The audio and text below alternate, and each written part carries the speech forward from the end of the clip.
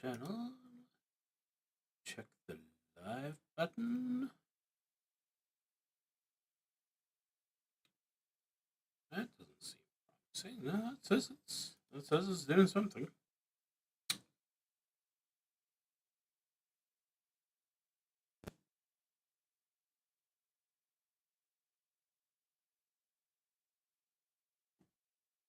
Play this video.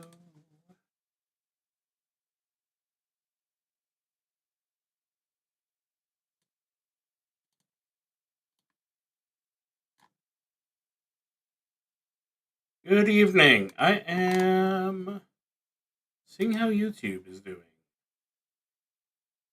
Okay, there we go.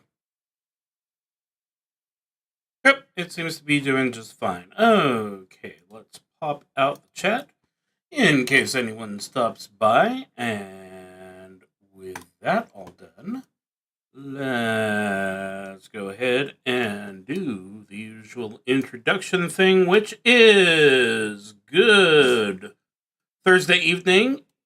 I am a Screaming Wyvern. I call myself Wyvern because I hoard role-playing games like a dragon, but I'm also occasionally unbalanced and slightly toxic. And tonight, we are continuing XCrawl the absolute basics, but this time, we are looking at characters who are actually first level. So,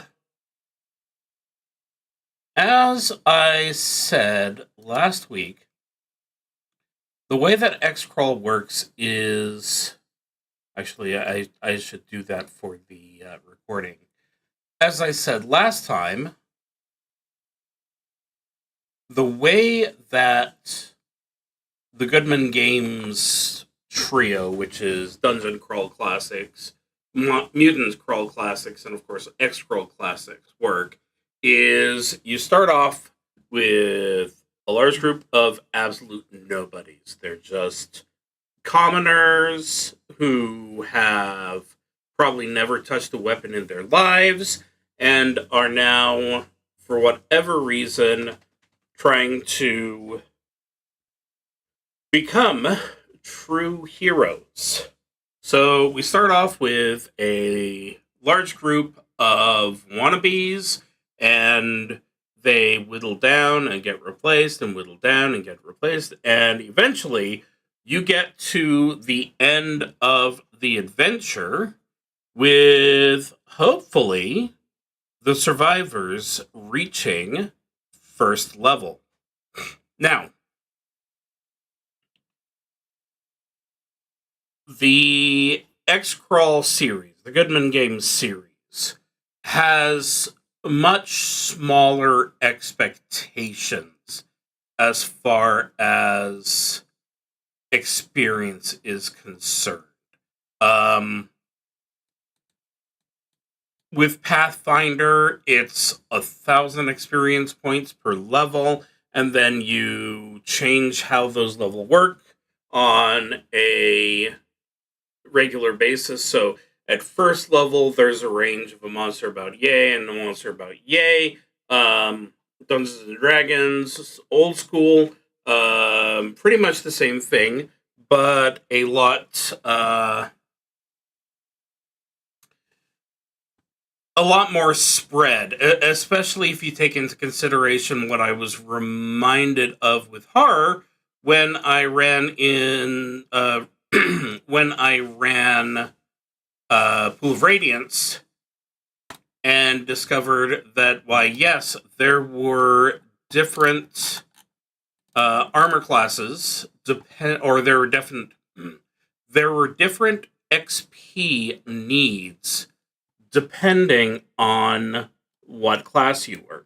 Well, we don't have to worry about that, but our numbers are substantially smaller. Let me go ahead and slide over to the second screen, where we can see the XP level thresholds. That's right. To get to first level, you require 10 experience points. Another 40 experience points to get to the next one. So it is recommended that the judge give the experience points based on how things went. So an average encounter is supposed to be 2 experience points. He says, holding up his thumb, so it makes 3. Go ahead and adjust this a little bit. Put me in the center, because I'm theoretically very important. So we're looking at 2 experience points as the norm. If it's especially tough, then go ahead and give them an extra 1, maybe 2 extra if you got stupid. And then if it was too easy, go ahead and drop that reward by 1. So ultimately, it really is the same amount as you'd expect. So to get to level 1, you're 5 kills. Level 2, 20 kills, and so on and so forth. A little more brutal, but you will notice that the bottom here is, okay, that's great, is level 10 at 1090 experience points. So that is that information. Let's go ahead and start off with revisiting some friends. So you may remember last time I was showing off 12 different characters, and the 12 different characters were all 0 level, just a fairly boring, normal people. And they were supposed to be our fighters, our warriors, our wannabe dungeon crawlers. Well, I have chosen 3 of them, 1 from each table, to be our sample for tonight. Let's go ahead and start off. It was on the first page. We had the Dwarf Miner.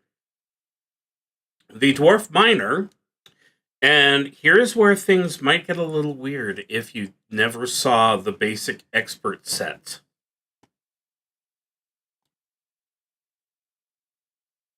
Dwarf is a class. So obviously the basic idea is that the dwarves who go into the XCrawl have developed their own systems, their own combat styles, their own preferences, their own way of doing things. And it's kind of standardized them into what can only be termed their own class structure. Now, in XCrawl, there's also a group of what you would know of as rogues or thieves or whatever, but we're going to go ahead and call them specialists to make them feel better about themselves. And the dwarf mechanic is one of those specialists. Obviously, a mechanic is going to have a good time with lockpicks, with mechanical traps and stuff like that. So it does fit very well in with the whole rogue mentality. But if we look over the dwarf abilities, we've got underground skills, which allows them to smell gold and gems and find constructions. So that's even more of how we go ahead and get him a pseudo specialist. So we've changed up his battle axe to a warhammer because he worships Vulcan, god of the forge. So obviously the warhammer is going to be Vulcan's preferred weapon. he's got a much more impressive bit of information here for his armor. Now we are doing some things where certain checks are going to get a penalty because of his armor. That's going to be stuff like anything which would use agility or strength, just because that's weighing them down a little bit. One of the main aspects of the dwarves' combat system is that they are all very, very fond of the sword and board technique. So you are going to almost always see a dwarf. We'll go ahead and call it a dwarf warrior. Although that doesn't completely match. It's good enough. They always have a sword weapon, one-hand weapon, and a shield. And they can always, as an extra bonus attack, they can use that shield to bash someone in the face. I tried to, and I'm not sure how well I did, describe the fact that in Dungeon Crawl Classics, there is a chain of dice. You have your 20-sided die, but then they get larger. So you've got the D20, the D24, the D30, and then they get smaller with the D16 and the D14 before they get back to the D12, which most role-playing game players are familiar with. Because the shield attack is this bonus thing, they get a disadvantage to it, which in this case means that they go down 2 dice. So the action die is a 14-sided die instead of a D20. So that is the funky dice chain. Let's see. What do we have that's new here? The crit die and the crit table, for most situations, the crit table goes from 1, 2, 3. Let me go ahead and scroll through the... Okay, yeah. So there is a crit table 1, 2, 3, 4, and 5.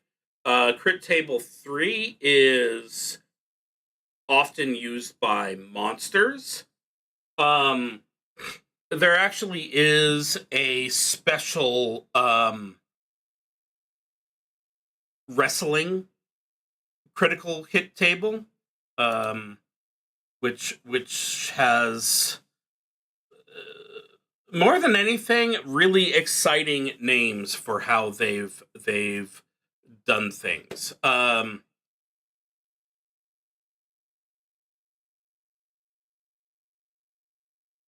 there anything exciting on there? So the dwarf gets to do a fairly wide number of rolls on the crit die, or on the crit table, with it being 1 through 10.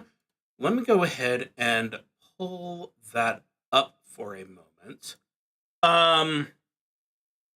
It doesn't affect download here, but this is the roll that you get is affected by the bonus you have on your luck score, which Dalmouth still has no bonus on there.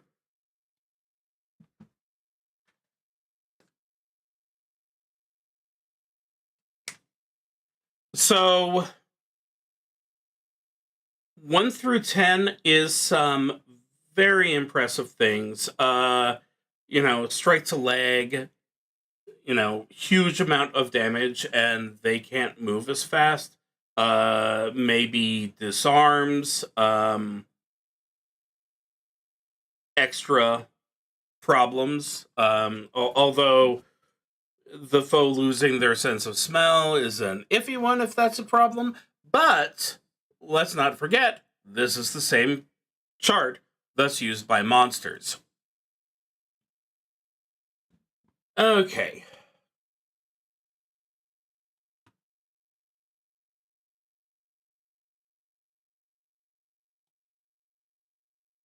So we've gone over, the alignment. Yes, there's alignment. The what I like to call Beck Me. That's the box sets that I had as a kid. Basic, Expert, Companion, Master, and Immortals. Some people just go BX for Basic and Expert, depending on when they got into the game. But I loved some of those higher level sets, the black box set, and of course the gold box set for the Immortals.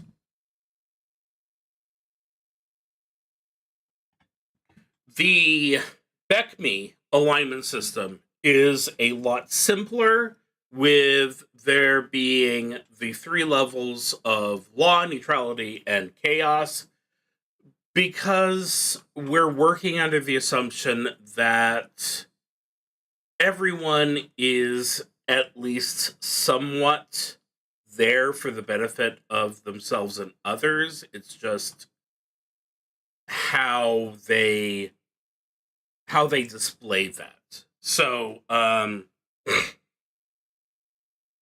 go for a lot of lawful characters. Admittedly, they play by the rules. They do the right thing. Can you have lawful specialists? Why, yes, you can. Once again, dwarves are all about law. I don't know why I said once again. Dwarves are all about law. So you wouldn't be able to have a dwarven specialist unless you had the ability to have a law-abiding specialist. And that means that there are certain things that they're not so good at, like sneak attacks and other undignified kinds of, unfair fighting. And some things that they're very good at, which you're lock picking, you're finding traps, understanding the natural order of things, and how to recognize when it's not there. So alignment is here. Speed is your normal levels of 5. How often the speed will really matter if you're doing Theater of the Mind obviously depends on the situation. We can at least assume that the dwarf is going to be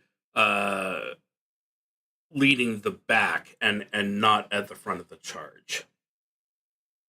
Okay, initiative, just like we're used to from 3rd edition, you roll the die, you get your initiative number by adding whatever their bonus is. In this case, it's agility. And whoever has the higher number gets to go before anyone with the lower number. The deed die, that's really, I really want to go ahead and emphasize that, because I'm not actually going to explain it just yet, but I want the word deed die to be somewhere in the back of your mind. Let's go ahead and move on to our second character. She was highlighted a little bit in the last session discussion. We have here Wyvern. Now, you may remember she was a beautician. she has chosen to dedicate herself to Vesta, the goddess of the hearth. She's an athlete, so if we go ahead, that's something I should have talked about, is hit dice. So every level, you roll the dice, you see how many hit points you get. You get to add your stamina modifier, if any, or penalty, obviously. Always get 1 hit point per level. There's never any, oh, your stamina is so low that you're not going to get any hit points to start with or ever. So the dwarf has a hit die of D10. The athlete has a hit die of D12. What is an athlete?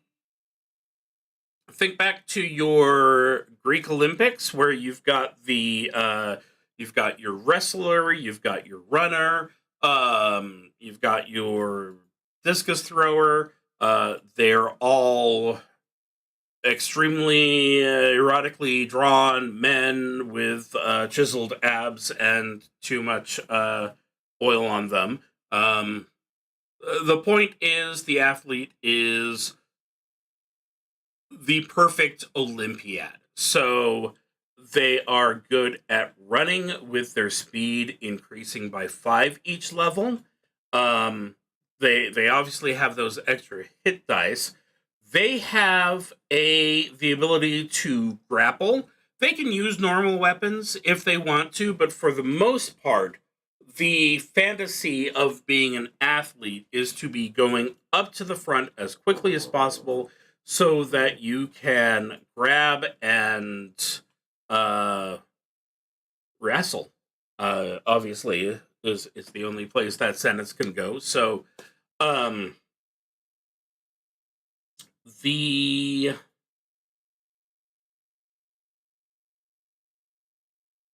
let's see.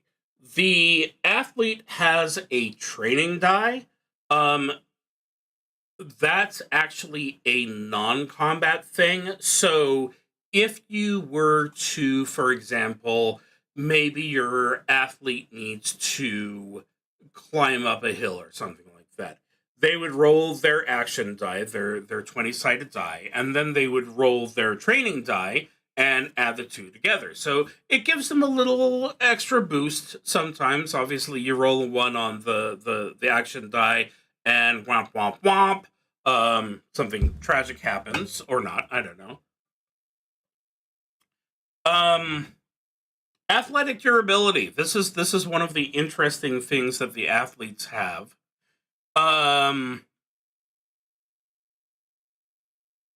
They can shake off damage better than anyone else. So they get a slowly increasing by level ability to just ignore damage. Damage resistance, obviously. There's an ability there called Scramble, which is basically a bonus to unarmored AC. It doesn't start with anything, but because they're lithe and able to get out of the ways of things, it's an extra modifier above and beyond what they get for their agility. Once again, we've got the crit table number 3. They only go up to 8 on it, so the dwarf has a small advantage. For now, obviously, as everyone gets bigger, that goes away. And I think that's the most important thing here.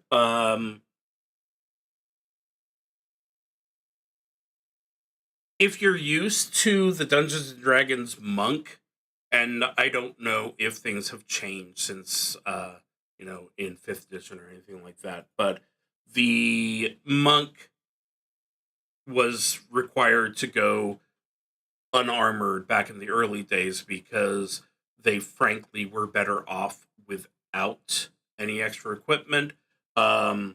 as long as the armor doesn't give them too high a penalty to their check, they can still use some equipment.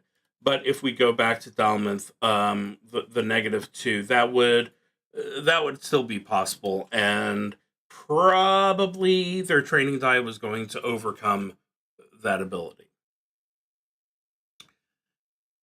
And now for sheet 3. You may remember that we had... And I didn't mean for this to happen with the sheet that I said were the non-binary people, but they were a little bit weaker, comparatively speaking, to everyone else. But one of them, the teacher that I said was going to be the language teacher, stood out greatly. And if I go back and discover that the teacher that I've chosen is actually the one that I said was the biology teacher, then I guess I've just retconned that. So,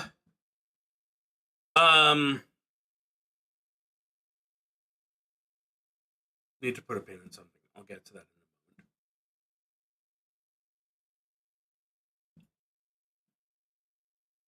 It's time to talk about goodmangames magic. I've discussed that the world of XCrawl is not a happy place. It does sometimes feel like the world itself is out to get everyone. So it should probably come as no surprise that magic is the same way. Magic is a living force. It doesn't always do what you want it to. And sometimes it goes unnecessarily above and beyond what you're expecting. Now, a proper wizard has the ability to gain a familiar, summon creatures from the other realms, write down scrolls, all of these wonderful, powerful things, which makes them too important for something as petty and unimportant as a dungeon crawl, which means that the XCrawl has its own special breed of mages, which are called blasters. So here we have Vanlin, who's our blaster.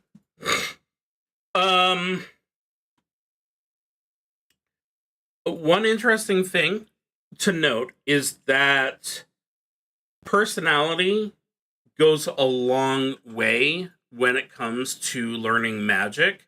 I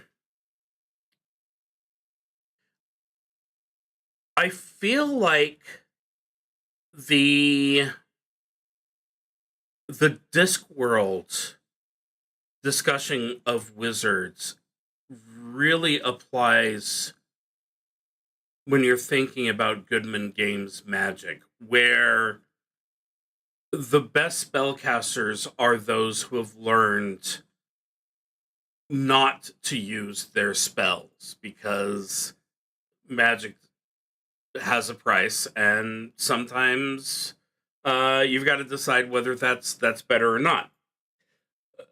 But obviously, a blaster is there to wow the crowds, so they're not going to be doing any, let's go ahead and be cautious with our magic because we don't want to destroy the fabric of creation and let the other beings wander all over the... Now, if the other beings wander all over the dungeon in an XCrawl, that's just going to make for good TV. So go ahead and break the walls between our world and the elemental planes.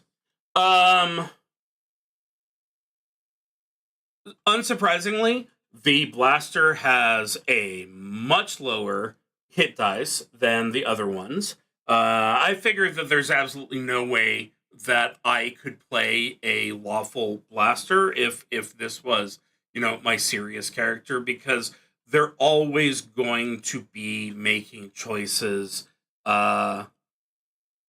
based on other people's, the needs of the TV watchers outweigh the needs of the party. This is reflected, to be honest, by the choice of patron that we have here, which is the amazing Rando. If you have seen my first XCrawl the Absolute Basics on YouTube, and if you haven't, I'm sad now. When I edit this, I'll go ahead and put the little box to link to it to make it look like I have a clue what I'm doing when I'm editing. As a side note, I spent most of the day editing, and I got last week's, what was it, hour and a half stream down to like an hour. So I'm not even close to done. I guess I'm close to done in that I'm halfway there, but that's beside the point. Okay, so Amazing Rando was unfortunately the first death in the first XCrawl campaign. So if I remember, it was a misfired spell, and they slipped, fell, got overwhelmed by monsters. To this day, most people going into the XCrawl speak the name of Rando in the hopes that they will remember that this is serious, this is deadly, and you're not guaranteed a fine death in the dungeon. But it happens that the amazing Rando was also an incredible spellcaster, far more impressive than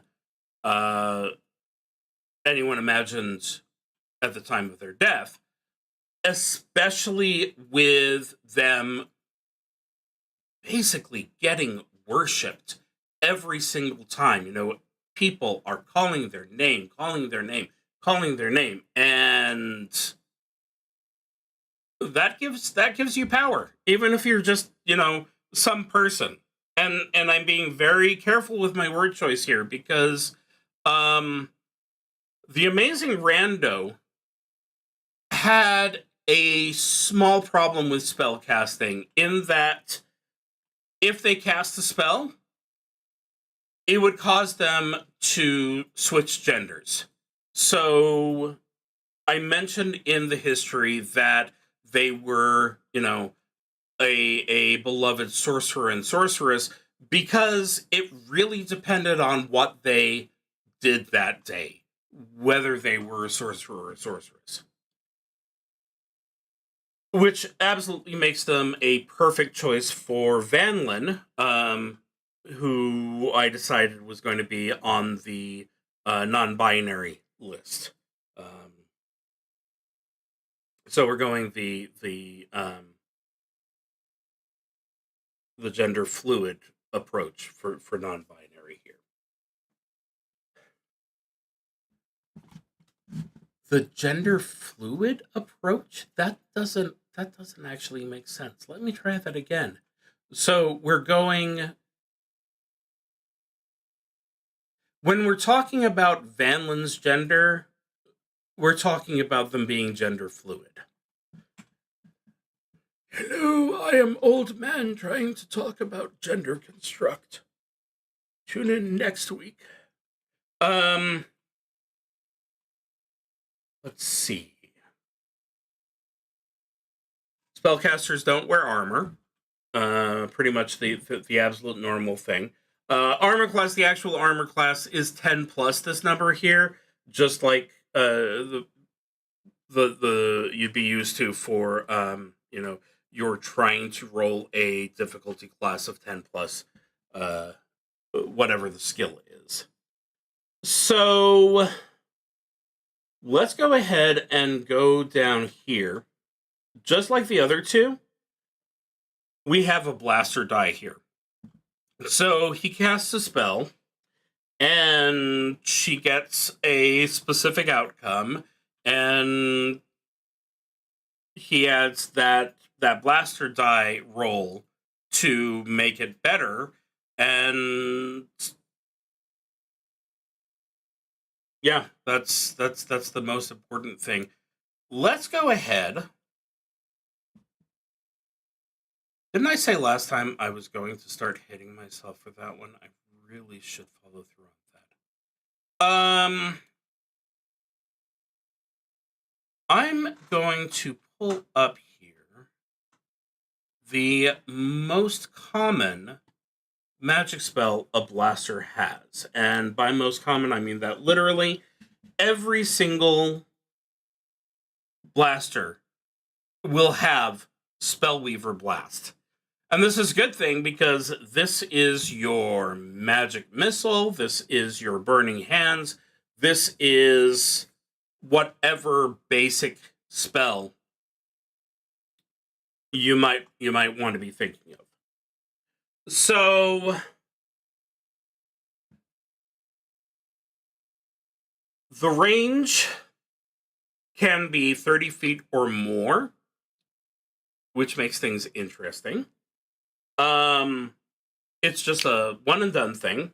The casting time is one action, and to reference the D20 system, once again, you get two actions. One of them is going to be a combat action. One of them is going to be a regular action. So they can do that as their off ability. Saving throw, in this case, it really depends on what happens when the spell is cast.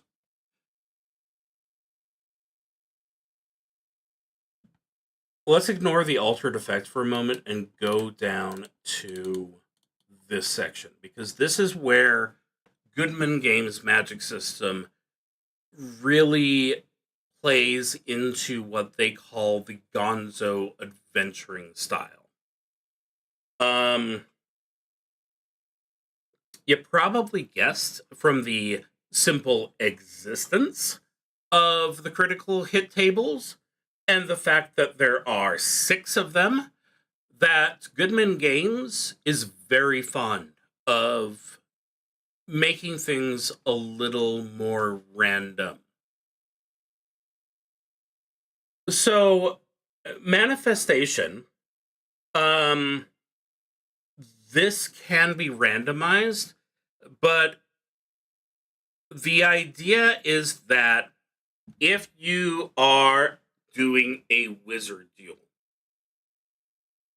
you have the, obviously not the good ones from Sword in the Stone, but the more classic ones where you've got 2 mages on opposite sides of a field, raising up their staves and trying to throw spells at one another, with the person on defense always trying to counterspell.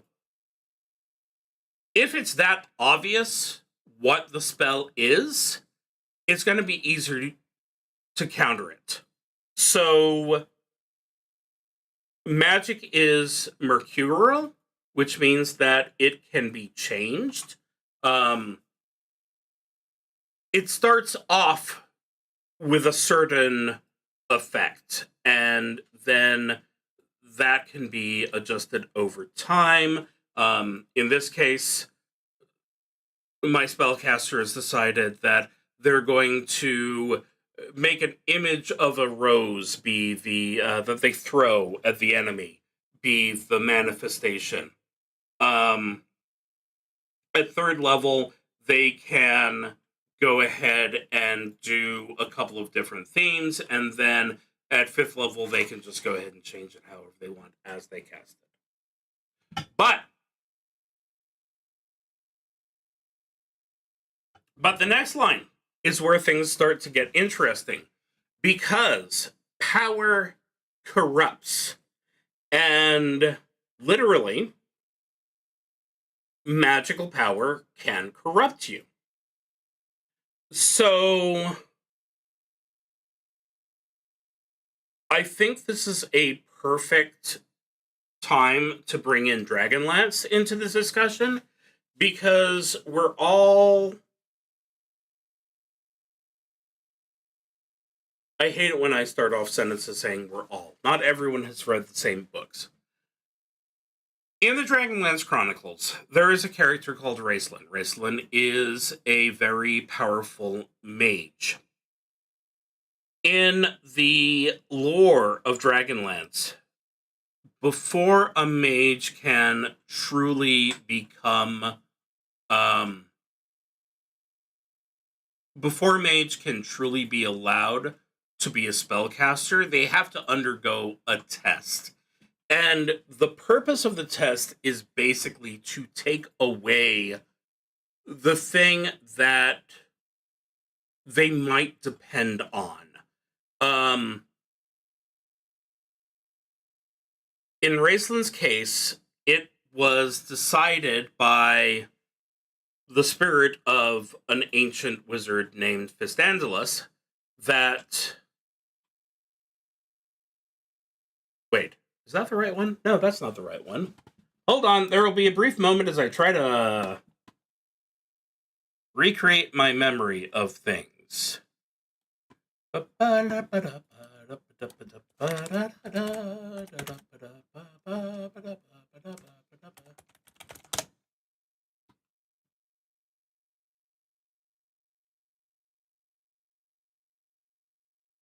Arcelion. Nope, I'm too far back.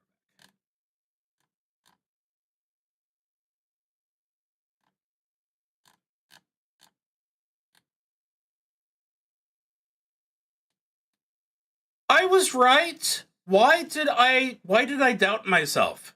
I should not doubt myself. Stop doubting myself, me. Anyway, Raistlin was claimed at that time by the spirit of an evil wizard, Fistandulus, who decided that what would keep Raistlin away from absolute power was depending on other people.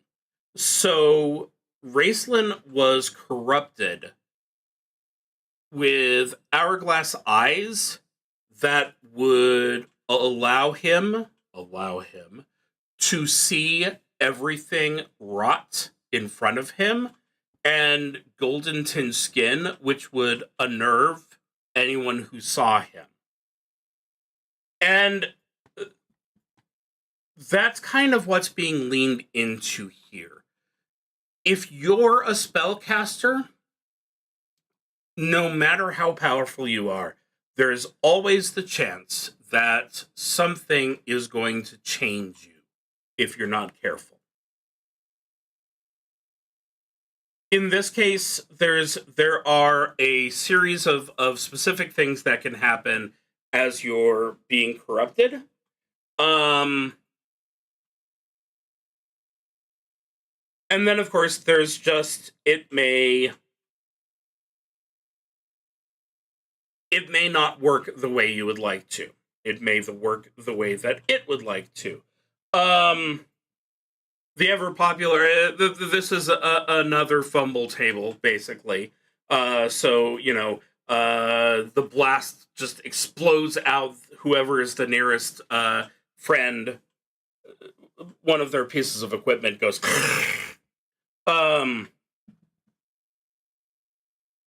So... with our Dungeons and Dragons, we have our spell slots. And spell slots both make sense and don't make sense, because it's the idea that you can only hold so much knowledge at any given time.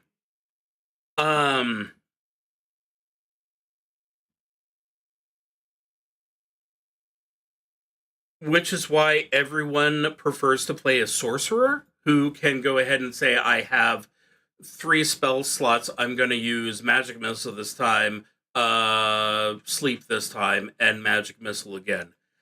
Whereas the wizard says, okay, I'm going to memorize Magic Missile 3 times, and oh wow, I sure wish that I was in a position right now where I could cast a sleep spell, but didn't prepare it. It's not happening. We don't have spell slots. We have a certain number of spells that you may know.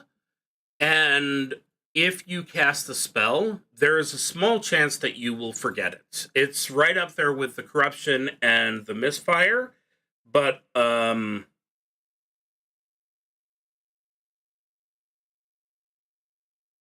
hopefully, hopefully you can get away with just having it blow up in your face and you forget it. This particular spell, compared to some I've seen, is very fair. If you go ahead and look at your action die as being a d20, you really have a much better chance than 50-50 to succeed at the spell. So,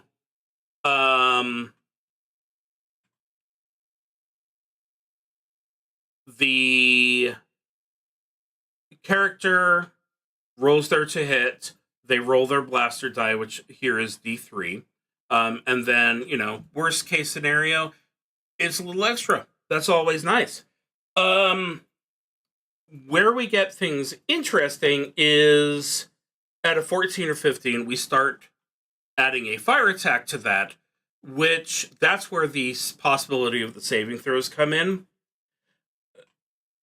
But what's always funny to me, ever since I started getting into the Goodman games, is the idea that your spellcaster is going to start casting a spell. They'll have a specific target in mind. They'll find out exactly what the spell is going to do, and they'll go, hold on a second, I can choose a different target. I'm not going after the nearest guy. I'm going to go ahead and go after Bob all the way at the end there. The reason why this is hilarious is because your bog standard magic missile in the original Dungeon Crawl Classic has the ability to hit a target anywhere. Anywhere. If you are powerful enough and you roll well enough, you will suddenly find yourself with a spell that you can use to murder a king 3 miles away. It's fantastic. This is one of the things that I absolutely love about this game is the randomness makes things swingy and dangerous, but sometimes it just makes things so beautifully awesome. So anyway, there's our list there. Obviously, critical failure, that's where we have the sadness coming in. And I think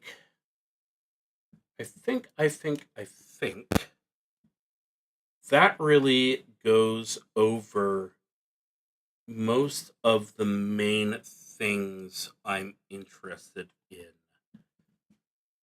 teaching tonight. So just like last week, I've got an encounter lined up.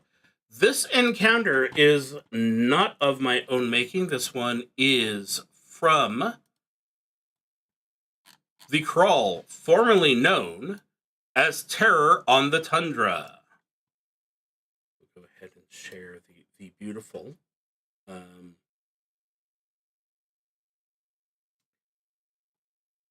There is one important thing that I need to make clear before I start. The crawl, formerly known as Terror on the Tundra, takes place in Minnesota. I will not be doing a Minnesota accent. I will not even be trying to do a Minnesota accent. I believe that there are some things that I should not be allowed to do, and some things that I am going to do anyway, but not until I've had some chance, but not before I've had some time to do some research. And my main YouTube feed is now confusingly several vlogs about various role-playing games and a couple of things about how to do a Minnesota accent. And that's why I'm not going to do it. I promise. No more. That's it. Okay.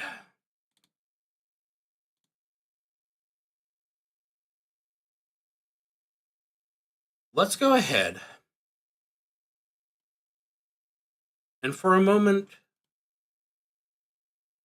think about what we've learned the most important thing of the XCrawl is. Is it the brave heroes trying to get at treasure? No. Is it the bread and circuses approach that takes a little of the weight of the world off the viewers? No. It's the advertisements. The only reason why the XCrawl exists is because there are people willing to pay for it. And the advertisement sponsors are willing to pay a lot for it. So, our 3 brave heroes today are going to be sponsored.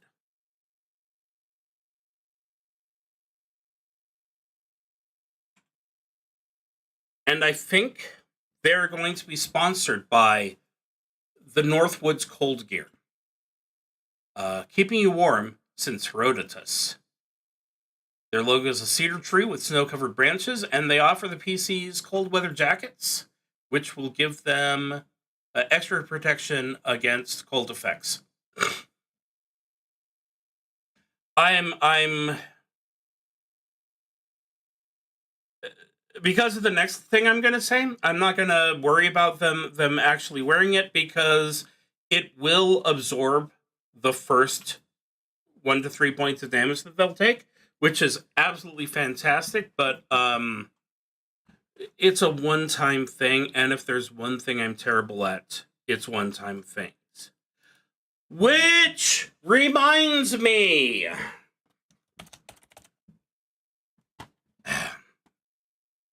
okay, I have talked about luck.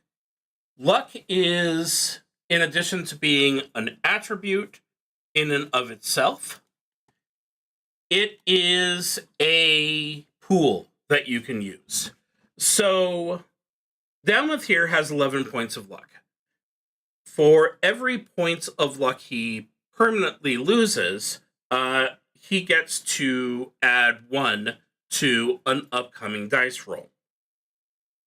There are ways to gain luck throughout your adventures, so it's not as permanent as it could be.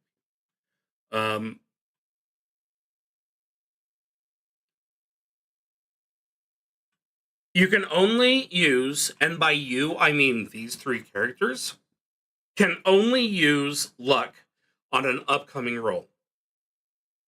And they can only use it on themselves. Conversely, there is mojo. And mojo can be used on someone else's upcoming rolls. There is one rule for mojo. Because you can only use it on another person, they cannot ask for it. If someone asks for you to use mojo on them, you no longer can use Mojo on them. It's the rules. So, that means that you really need to be paying attention to what's going on around you so that you can keep track of whether someone really needs help with this upcoming roll or not. There are a lot of ways to get Mojo. Every time you get a critical success, you get Mojo. Every time you impress, your dungeon judge, you can get Mojo. For the most part, the dungeon judge is recommended to try and give out Mojo like nobody's business. But every single class has their own way of getting Mojo. So for Downmouth, for example, dwarves earn a Mojo point for the defeat of every ogre, giant, or troll they participate in. Old hatreds and all that. Needless to say, the athlete it's all about grappling them and taking them down through the grappling. And for the blaster, it's spellcaster fights.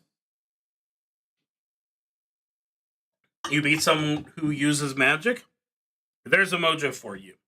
The reason why the Game Master is told to give out Mojo like candy is because if someone critically fails on a roll, everybody loses it.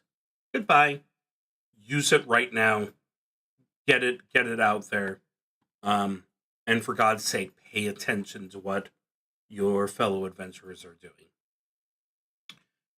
That is the thing I forgot. So,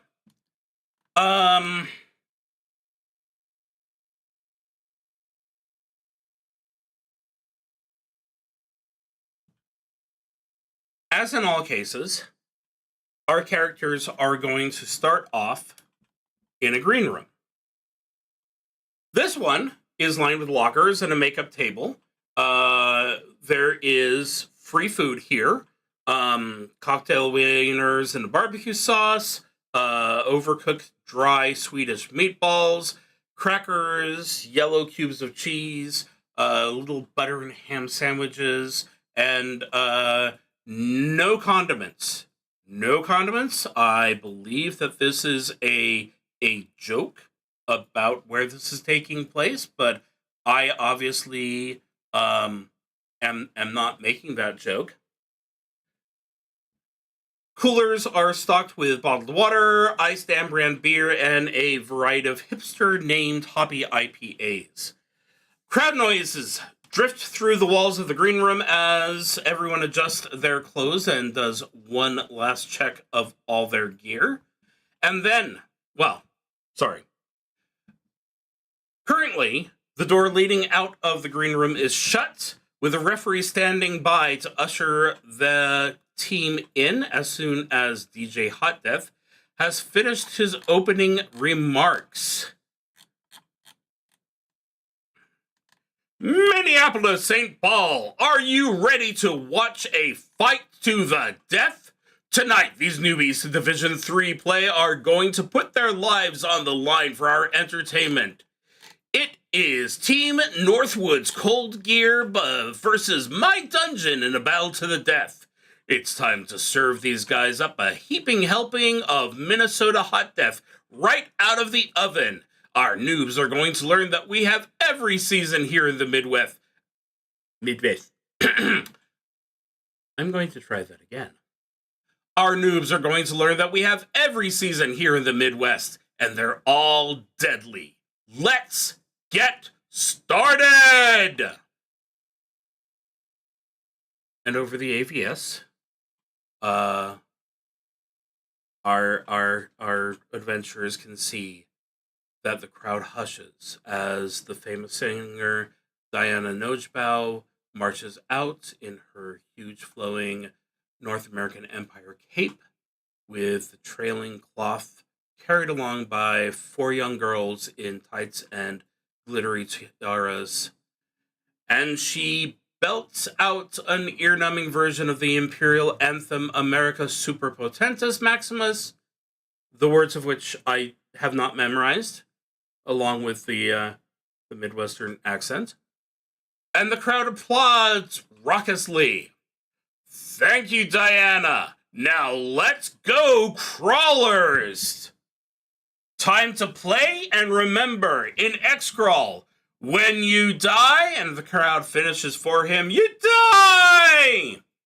And all of the monitors start flashing go at this point, and the door swings open, and our three adventurers walk out into a lovely springtime tableau.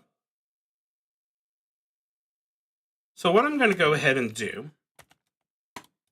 now and in the future is give on the notes a copy of what I'm reading, because it'll make it easier for people to go back and see exactly what's going on. The door opens on a springtime tableau. On your left, you see a flower garden with 6-inch green shoots that have just started to bud into brilliant multicolored flowers. Hovering on your right, about 10 feet off the floor. Hovering on your right, about 10 feet off the floor, is a dark gray-black cloud misting rain steadily. Beyond the rain cloud in the far right corner is an umbrella stand with the curved handle of an umbrella visible from within. Lined up defensively in front of the stand is a line of miserable-looking goblins, narrowing their eyes, licking their lips, and clenching their hands on their short swords, but dressed in bright, multicolored flower pattern outfits, complete with petal decorations on their heads. You hear the voice of DJ Hot Death say, "April showers bring May flowers. You need to water the garden to get out of here and get on to the next season. Use an umbrella to tame the rain." And for everyone's enjoyment,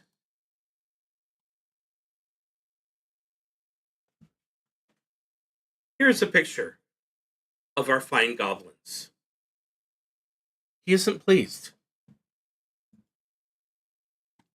Apparently, these 7 goblins were not told ahead of time that they were going to be doing this.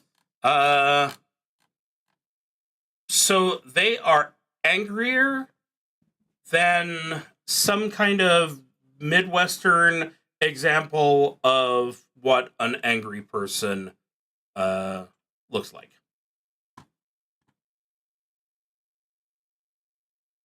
So at this point, I am going to start rolling for initiative.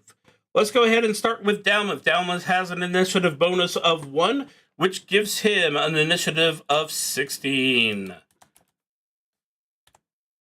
Which I have put on the wrong place. Okay.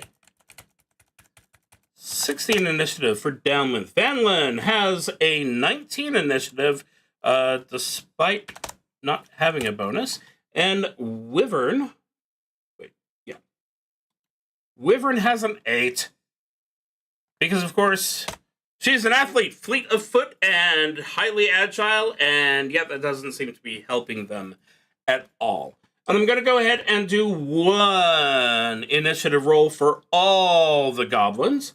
This is actually at 1d20 plus 5.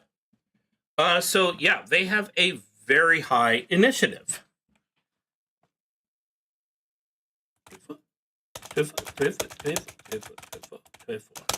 But that's okay, because right now they are taking up defensive positions because they know that there is one thing they are supposed to be doing, and that one thing is to be protecting that umbrella stand. So, as we go to our PC's point in the initiative, the rain cloud start slinking back towards them.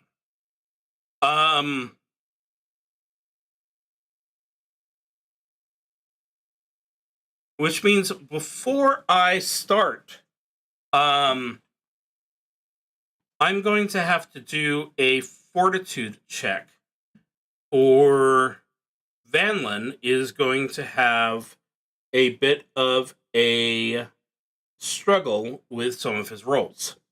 So this is at +1, and that is a 9. The difficulty is 14, so he is at, and we're going to discuss the dice chain again, -1 die for all actions and saves.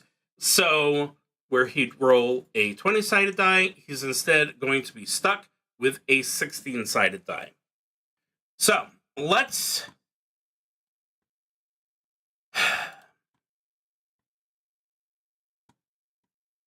stop saying so. How about we just stop saying so? Okay. We have Spellweaver Blast, which, of course, is an attack. We've been over that one. Castro's Rampart is a buffing spell, mage armor or something like that, if you want to compare it. Hover, levitation, and weave. So under the circumstances, maybe a little buffing would help. So let's see what Castro's Rampart can do.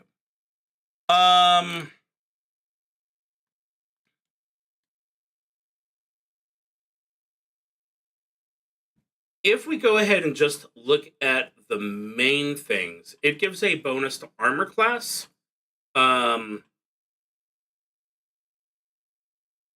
willpower saves. And it doesn't last very long. It, in their case, it only lasts 1 round. So that one is not going to be extremely useful. They have Weave, which lets them create a normal item out of nothingness, which is awesome, but probably not right now. Now, the Hover, if they could get above the cloud, would be great.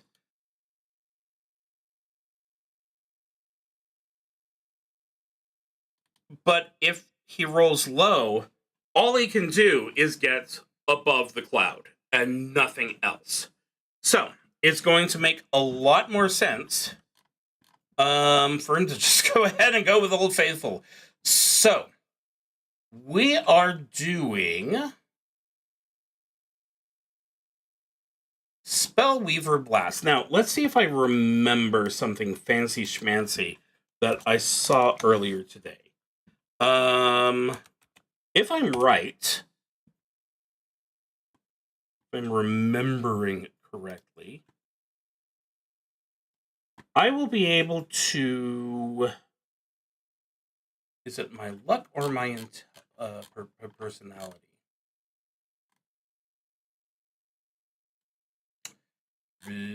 Blasters.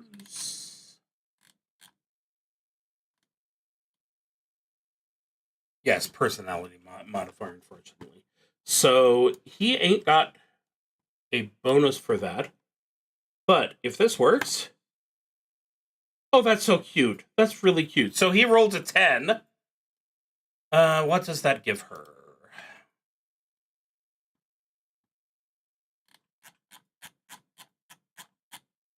And again, I'm not trying to be rude. I'm just stupid.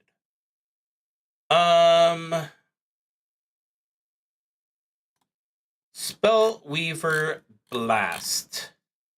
Blaster die results plus 1d3. So the original die result was a 3, so that is awesome. Another d3, that is a total of 5. That goes flying at one of the goblins. We're going to go ahead and say it's the first one. And there is now one less goblin to worry about.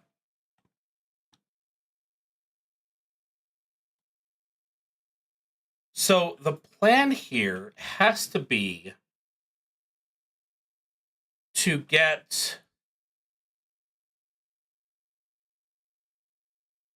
Wyvern the ability to just go straight to the umbrella stand, which is apparently extremely important.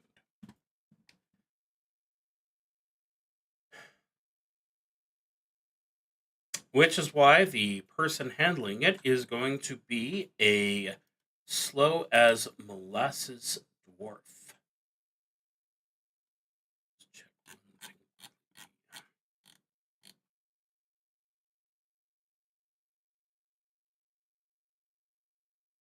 Oh!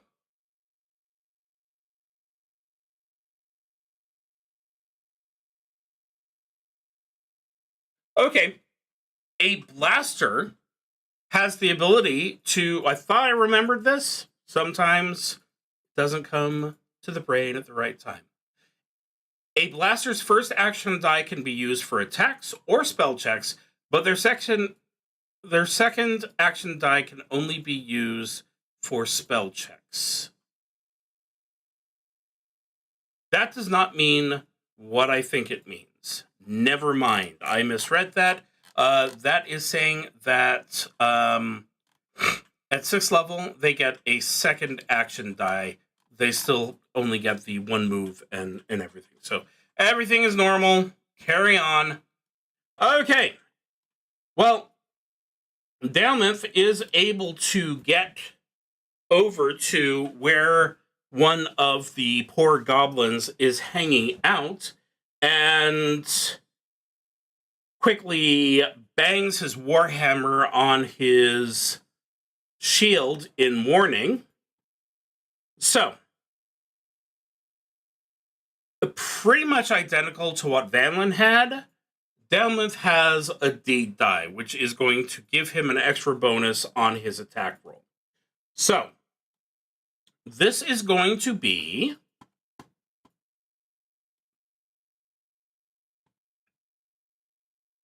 the 1d3 plus 1d20 for his action die, and then he has a melee attack modifier of 1.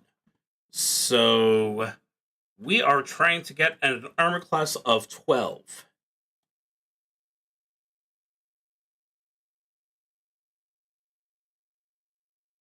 You will notice that the d20 was a 1. That is an unfortunate thing. Number one, because everyone theoretically started with Mojo, and now they don't have any. But number two, we get to go to the fumble table. Because of the nature of his armor, his fumble check is a d8. So I'll go ahead and toss that out first. 6, that is adjusted by his luck, which doesn't exist. So, your weapon becomes entangled in your armor or costume. You must spend your next round untangling them, during which time you take a -2 penalty to armor class. Dalmouth is not in a great place. Dalmouth has a high armor class, at least. So that's good. Which means that it is now Wyvern's turn. So there was one goblin that is no longer there, which still leaves 7 of them.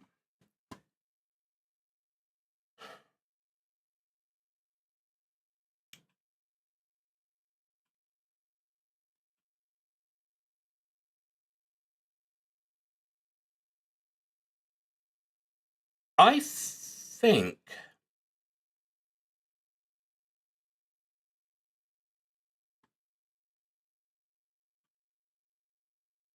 the thing is, if an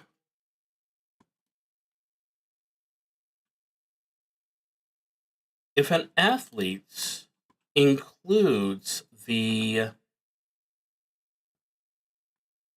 the football player, which logically it should.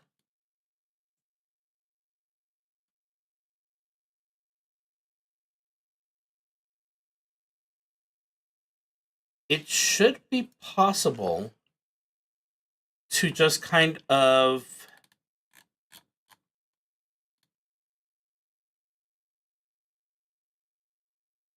throw things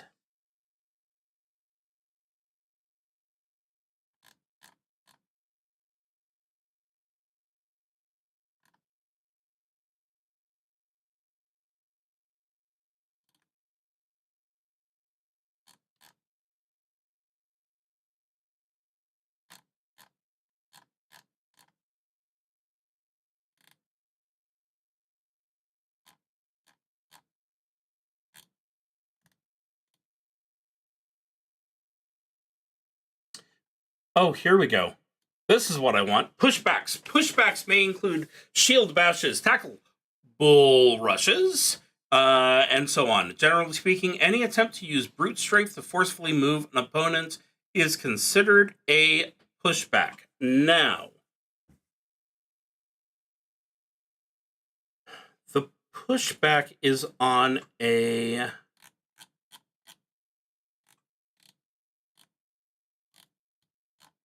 D die, so no, that one isn't going to work, but we have tackle.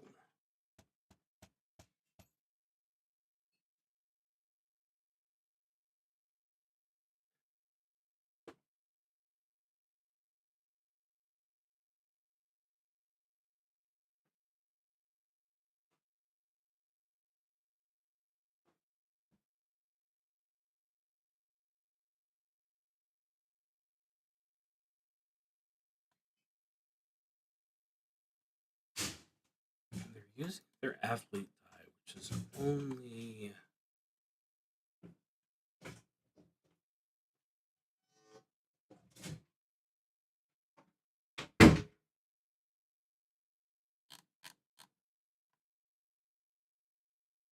I have 2 weeks to memorize all this.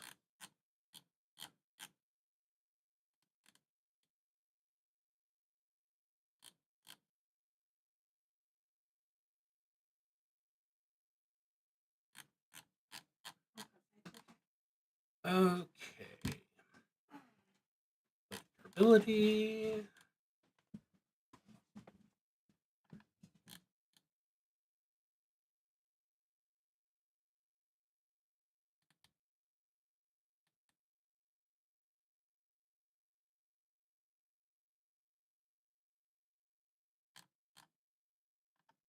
So the problem is that I need to do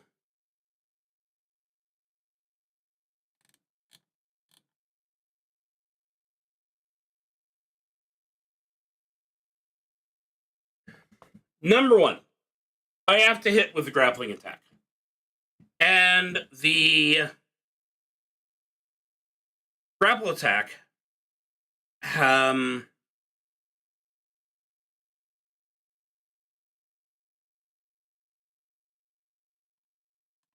is opposed, basically. So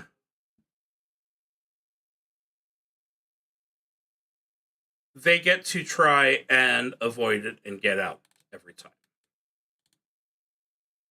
On that training die, that 1 to 3, I have to roll a 3.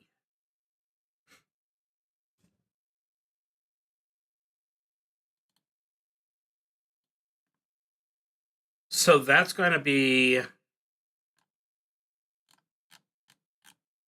That's going to be a lot of ifs, basically.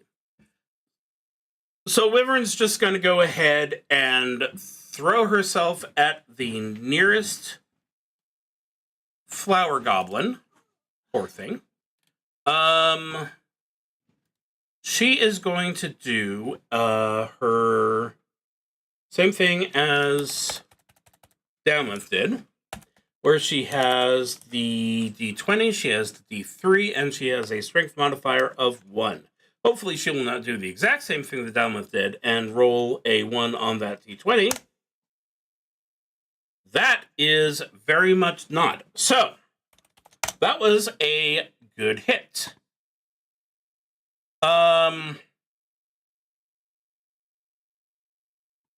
The goblin is only able to use their strength, which is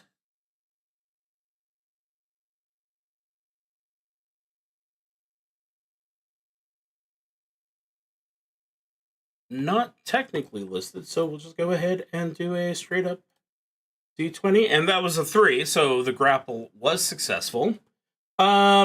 And you will notice that, of course, since I did everything the paranoid way, I lost out on an opportunity. These things happen. Okay.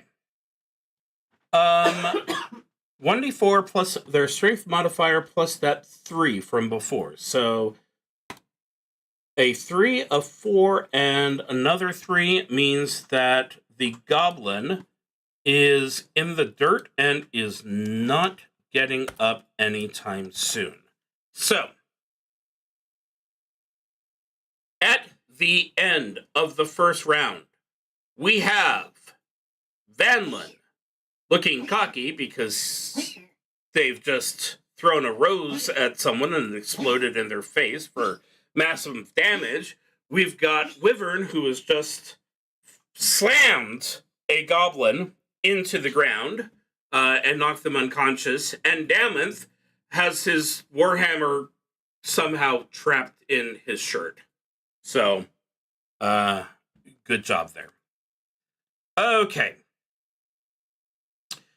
We are looking at 5 goblins right now. I am going to go ahead and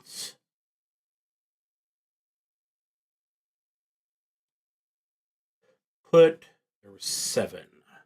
4 and 3. I'm going to put 4 of them in the back row unless, after I check something. Yeah, so there were 3 in the front row, 4 in the back row. So the first one, we can definitely anticipate that. Actually, Wyvern would have gone for the one in the back row so that she can go ahead and hit the go after the umbrella stand now.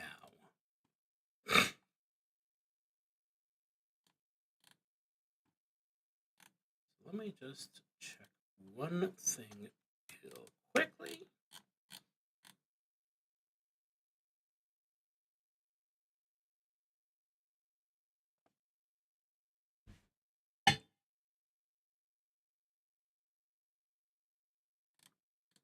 Okay.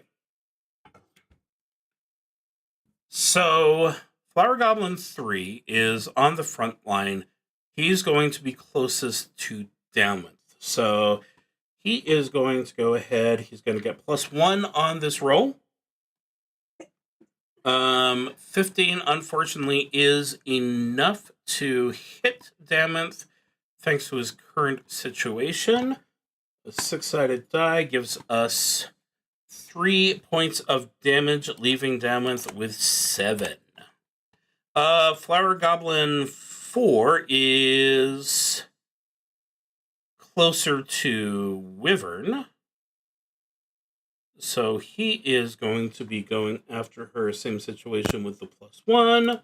And that is a critical failure for the goblin. And everyone is affected the same way. So, where did I put that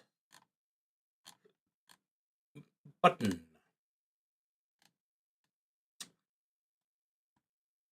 Okay, you are...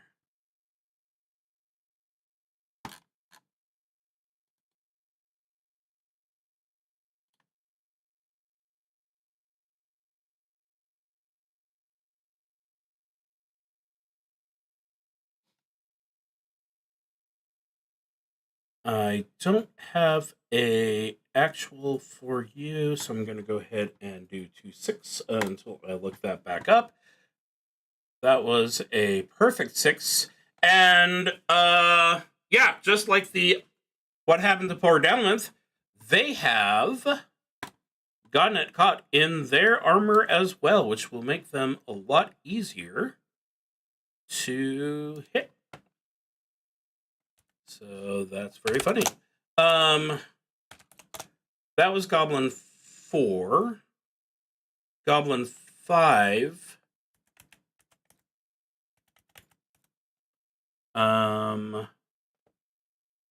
Is where Dare was, or Dare, great, I'm making up characters. I was almost going to do 4 characters, so it's not completely unreasonable. The Goblin goes ahead and swings its little short sword, and with a total of 15, that is a reasonably good hit on poor Wyvern, who has an armor class of 12, and that is a 3, taking her health also from 10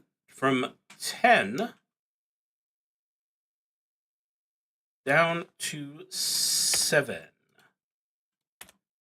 I accidentally changed Down's fortitude save from 1 to 7, so that was a huge win for him until I noticed that was a stupid idea. That was 5. 6 is...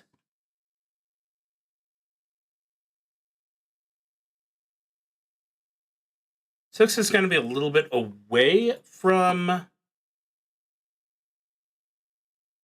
Wyvern, but reasonably close to Damonth. So he's going to go ahead and do a roll, which does not even come close to hitting Damonth. And our final roll against Damonth is a 13 plus 1 is a 14, unfortunately, which means another 3 points of damage, which puts Damonth at 4, which makes him equal to Vanlin. Good for him. Okay, Damonth cannot do anything. He has to go ahead and spend the entire turn just trying to disentangle himself, so that's pretty bad.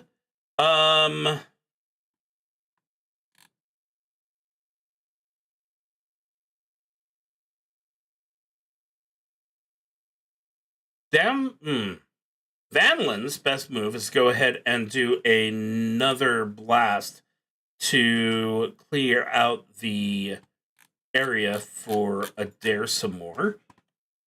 Please stop doing that. For Wyvern some more.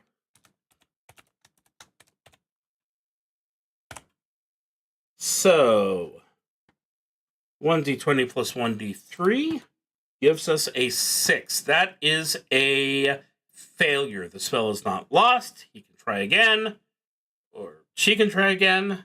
But for right now, no luck with that spell cast, which means that there is still someone in the way when Wyvern goes and launches herself towards the umbrella stand. So we're up against a 12, and that is a flawless hit. They have a crit of d6. Oh dear, oh dear, oh dear. Crit table 3. A brutal strike to the torso. Inflict 1d8 damage with the strike, and the foe suffers multiple broken ribs.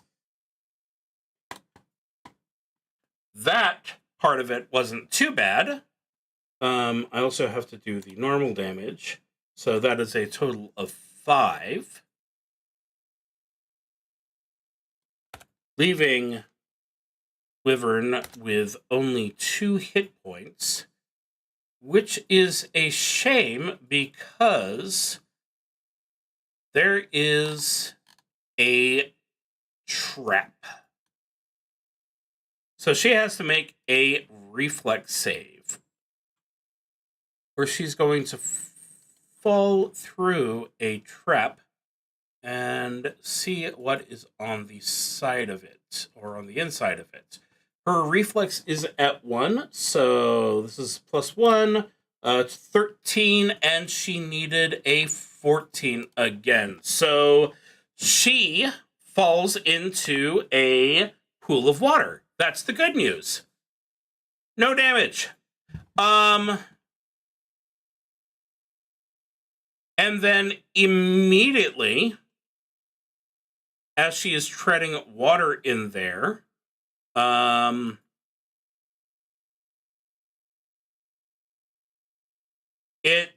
something underneath the water grabs her and tries to start pulling her into the water.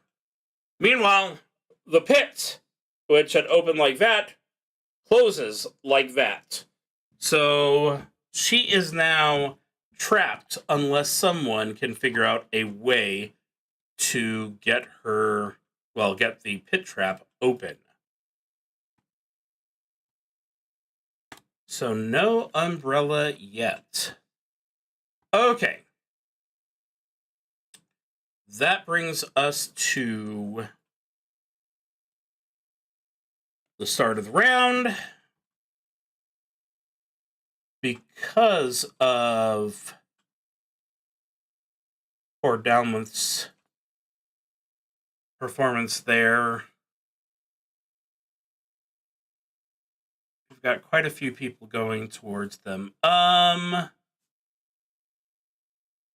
going to say, well, I know for a fact that we have a couple of goblins who are not currently in a fight with anyone. So they have daggers, and those are going straight towards poor Vanlin.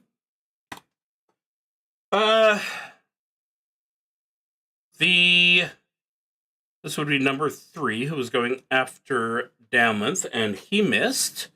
Another one going after Dammonth. That one was a hit, unfortunately, and with a d6 roll and him having only 4 hit points left, this is not the best day for Dammonth, who is now on the ground.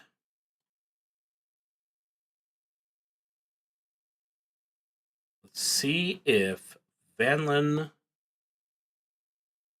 makes it through. A 17, which is at a +2, so that definitely hits, and smacks him to the ground. Oh, well, it is not the most exciting, or no, let me rephrase that. It is not the kindest way to welcome you to higher level play in XCrawl, but as the rules say, this is XCrawl, and if you die, you die. Or maybe they're just unconscious and we'll see them again some other time. So yeah, that was XCrawl, the absolute basics for this week. Next week, I will be going back on my perusal through my great big hoard of solo role-playing games. So expect something designed specifically for solo play and slightly less poor athletes being plunged into the icy waters where they get drowned by a gosh darn vine. Good night. See you next week. And as always, be one of the good ones because there are way too many of the bad. Good night.